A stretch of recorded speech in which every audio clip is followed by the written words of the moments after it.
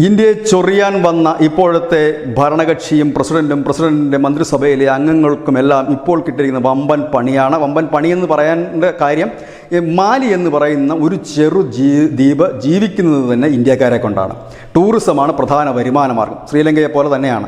26% മാലിയിലെ ടൂറിസത്തിൻ്റെ വരുമാനം. ഇതിൽ 16% നൽകുന്നത് ഇന്ത്യക്കാരാണ് ഏറ്റവും കൂടുതൽ മാലിയിലേക്ക് ടൂറിന് പോകുന്നവർ. ഏതായാലും ഇന്ത്യക്കാർ ബോയ്ക്കോട്ട് മാലി എന്ന ഹാഷ്ടാഗിന് പിന്നാലെ പോയപ്പോൾ മാലിക്ക് നഷ്ടപ്പെട്ടത് പ്രതിദിനം 8.6 കോടി രൂപയാണ്.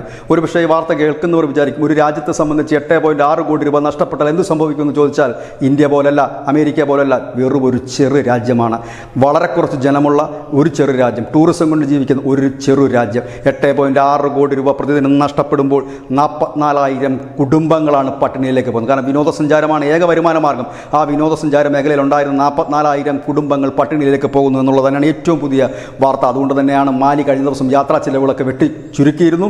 നമ്മളുടെ ഇന്ത്യൻ ടൂർ ഓപ്പറേറ്റർമാരോട് ടൂർ ഓപ്പറേറ്റ് ചെയ്യാൻ ആവശ്യപ്പെട്ടിരുന്നു. ഏതായാലും അതിനൊന്നും പ്രതികരണം ലഭിച്ചില്ല. അതിനിടയ്ക്ക് പ്രസിഡന്റ് ഈ മുഹമ്മദ് മുയ്സു ചൈനയിലുള്ളവരെ അങ്ങോട്ടേക്ക് ക്ഷണിച്ചിരിക്കുകയാണ് മാലിയിലേക്ക്. ചൈനക്കാർ വലുതായി മാലിയിലേക്ക് എത്തുമോ ഇല്ലയോ എന്നറിയില്ല. ഏതായാലും ഇന്ത്യ പോലെ വരില്ലല്ലോ ചൈനയ്ക്ക് വരുന്നതിന് ചില ലക്ഷ്യങ്ങളുണ്ട്. അതറിയണമെങ്കിൽ അടുത്തുള്ള രാജ്യമായ ശ്രീലങ്ക ഒന്ന് നോക്കിയാൽ മതിയാകും. News desk news India Malayalam.